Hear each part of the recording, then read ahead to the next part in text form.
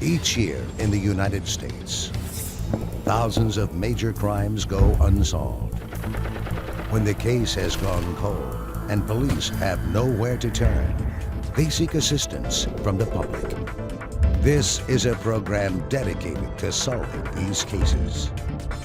This is Crime Stoppers Case Files.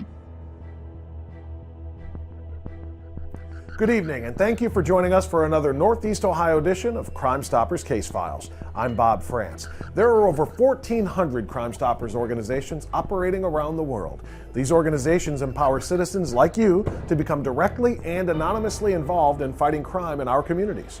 Each week on this television program, we'll share facts with you from unsolved cases, and you'll have the opportunity to submit information that may help investigators, possibly earning yourself a cash reward without ever having to give your name.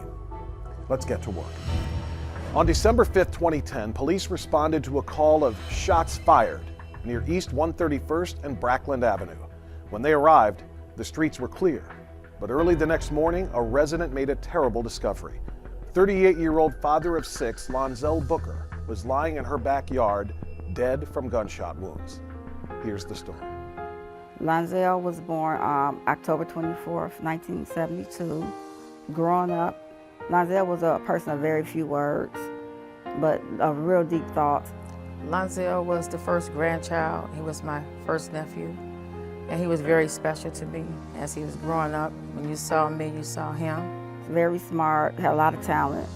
He drew, he played piano, he professionally danced at one time, cut hair, he wrote. He would tell me about his dreams. I watched him grow as a little boy from being an artist, as his mom said, to cutting hair, different stages, to the last stage of wanting to write a book, which he did write a book. He always came to me for advice. He always thought I could solve everything. This was just a quiet young man, very special, very friendly, outgoing. He started having a family 17 years ago.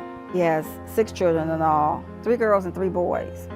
One recently born a month ago that would never get to know him. And he loved children. He loved children. 911, do you need police, fire, or an ambulance? Sorry. Where do you need the police? I just was calling because I'm here shooting outside of my apartment building on Brackland. How many shots do you hear? 4. Do you see anything? No, I was scared to get up because I see my babies in here. Is it inside or outside? Outside. Outside the building. All right, ma'am. Call us back if you see anything. We'll get an officer over there, okay? Okay, thank you. On the night of December 5th, 2010, at about 8:30 p.m., 38-year-old Lonzelle Booker was in the 13,000 block of Brackland Avenue, and he was there to meet an associate. This associate had previously called him, and Lonzelle agreed to meet him there. Lonzelle was already in the neighborhood, previously visiting Frank's Beverage at East 128th Street and Woodside Avenue, and he picked up a few items from there. Lonzelle met with this associate, and at about 8:31, 2 suspects approached from the east, walking west toward them. According to the associate, as the suspects came within arm's range, one of them pulled a gun out. The associate immediately ran west, while Lonzelle Booker ran in the opposite direction. Shots rang out as Lonzelle Booker was trying to run away from these 2 black male suspects. Interviewed citizens stated between 2 and 4 shots. Lonzelle was hit in the back, the bullet traveling through his body from back to front, piercing his chest and his heart. Lonzelle still tried to run away, but eventually succumbed from his wounds, falling in the backyard of 13,008 Brackland Avenue. Immediately after the shots rang out, citizens called 911. Officers immediately responded to the area and toured for any type of disturbance or suspects, but no one was in the area and no other disturbances or shots were heard. Officers left the area. At about 9:31 p.m., a citizen called back and said that Lonzelle Booker's car was still on Brackland Avenue, parked in the area of 12918 Brackland. Officers returned to the area and saw a vehicle parked there, but unattended. Keys in the ignition, and the vehicle was running. They looked over the car and ascertained the owner's information, which they learned from dispatch. The owner of the car went by a different name, so for safekeeping reasons, The officers towed the car to the CPD impound unit. At 6:45 a.m. the following morning, December 6th, a citizen who was getting her kids ready for school looked out of a rear window and saw Lonzelle Booker's body in the rear yard of 13008 Bracklin Avenue. That night started off around 10:30. I received a call at my sister's house that my son's car was parked somewhere and there was a shooting in the vicinity. And they gave me the name of the street, Bracklin, and asked me, told me to go over there to see if I could find anything out. Well, early morning, his girlfriend got a call from a female friend. In fact, she lived in that apartment building. Well, the girl said, I'll look when it gets light enough outside, I'll go outside in the backyard and look, because I'm sure they were scared. She went out there to look while the girlfriend was talking to this young lady. I was on the phone talking to the police dispatcher, asking her, could you please send someone back out because something's wrong, please send someone back out. In the meantime, the young lady's on the line telling the girlfriend, I see something. Then she says, it's a body. And she tells her it's him, and I'm on this line with dispatcher, so I'm hysterical. I'm just hysterical. I met them at the scene. I could see him from the driveway, laying in the backyard.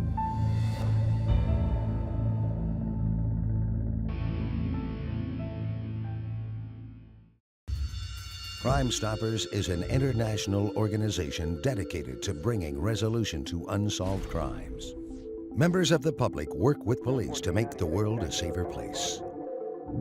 Since 1975, thousands of Crime Stoppers organizations worldwide have helped make over 1 million arrests. Crime Stoppers acts as your advocate, keeping you anonymous and ensuring that your information gets to the right law enforcement agency. On December 5th, 2010, at about 8:31 p.m., Lonzelle Booker, who was meeting an associate in the 13,000 block of Bracklin Avenue, was approached by two black males, and after they were approached, he was shot and killed. During the initial investigation, we learned that Lonzelle Booker was shot from his back through his chest, and the bullet exited his chest. His wounds were unsurvivable. In interviewing the associate that was in the company of Lonzelle Booker when the shots were fired, we learned that the suspects were African-American males, both wearing dark clothing.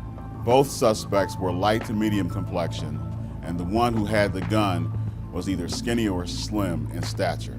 The other suspect had a buff or stocky build to him.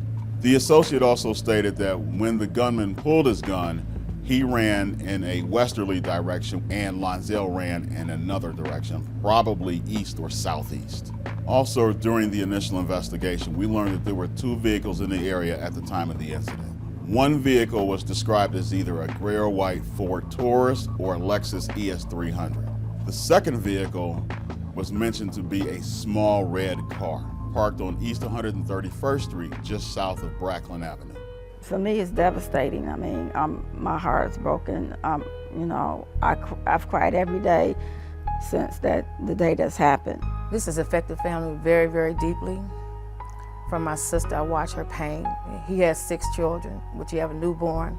He had 5 young preteen children, and it's really hard on them, and I find myself having to be, the rock between them, and so my sister won't be burdened with that, trying to get this solved. We need justice. This should have never happened. And it brings some healing, so we'll know something is done. That's the only thing I want in the world right now, is for the person or persons involved in this crime to be brought to justice. He didn't deserve to die the way he died. And somebody needs to pay. And somebody knows what happened. We need closure. We need healing. The family needs healing. I just plead with you, please call the police, and you could be anonymous, let them know something. We need help in bringing closure to the family and solving this case. If there are any witnesses, please contact Crime Stoppers, remain anonymous, and be eligible for a cash reward. This is a neighborhood that has experienced a great deal of violence. And the only thing we as citizens can do is identify those who carry out that violence and remove them from the streets and protect our communities. If you know anything about the murder of Lonzelle Booker, we beg you to please call Crime Stoppers. You can remain anonymous and you will be eligible for a cash reward up to $2,000.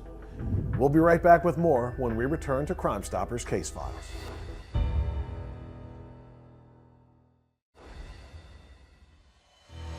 On September 18, 2005, the body of 30-year-old Vincent Nasca was found in a vacant field on East 92nd Street.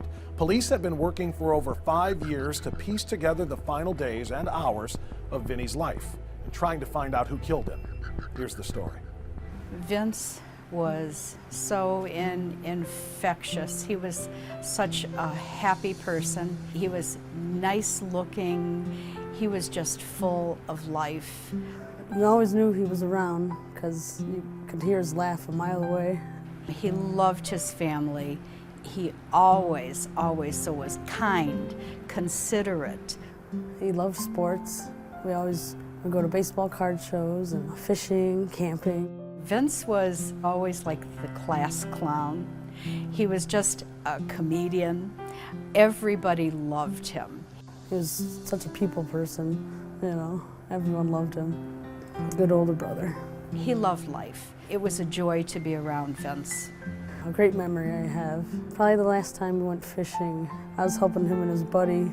They were catching like 2 and 3 perch at a time, and so I had cooler duty opening up the fish, and just a beautiful day on Lake Erie. On September 18th of 2005 at about 11 a.m., myself and other detectives from the homicide unit were called out to a location on East 92nd Street, just north of Holton Avenue, on the east side of Cleveland. At that location, neighbors had observed a deceased white male laying in the field area. Upon our arrival, we did in fact find a white male that was wearing a blue Hawaiian print shirt that had beer bottles lining the lower hem of the shirt and also around the sleeve area. This male appeared to have been killed by 2 gunshot wounds to the neck area. During our initial investigation at this location, we were unable to find any property that would identify this male, and he did remain unknown for several weeks. Sometime later, a missing person report was filed for a Vincent Nasca by his fiancée, and checking with the coroner's office, which is routine in missing person cases, it was determined that our unidentified victim from East 92nd Street was actually Vincent Nasca. Through our investigation, we had found that Vincent's fiancée had last seen or heard from him September 12th of 2005. She actually filed a report with the police department of him being missing later that month, and had known that he had taken with him her 1990 white Cutlass Sierra 4-door, which he also did report as missing. He had been missing for approximately 4 days, but through records through several banks, we were able to determine that he was actively using his ATM card to make regular withdrawals in increments of $20. We know that his last transaction was September 16, 2005 at approximately 5 a.m. when he entered the Top supermarket located on Rockside Road in Bedford, Ohio, where he made a withdrawal of approximately $120. We know it's Vincent due to the fact that we have surveillance pictures that show him, and at the time he was wearing the same shirt that he was discovered deceased in. We know that at some point on September 16th or 17th, Vincent Nasca had made that withdrawal of money. He went to some unknown location, and during this period, somebody became highly upset with him and shot him twice in the neck. From there, he was possibly driven to the location that we found him, inside his fiancee's car, where the suspect or suspects dumped his body. After he was dumped, his fiancee's vehicle was taken from that location, and was either used or hidden for some period of time until later in October when persons burned this vehicle in a park area in the southeast area of Cleveland. I got a call from his fiance saying that he had gone out to the store to get some cigarettes and he never came home that evening, which was not like Vince to do this. So she called me. I said, no, I didn't hear anything. I had nowhere to turn, except we just started to call the police department to report him missing. It was a long 29 days he was missing. I got a phone call saying that they had Vince in the morgue and I had to come down and identify him.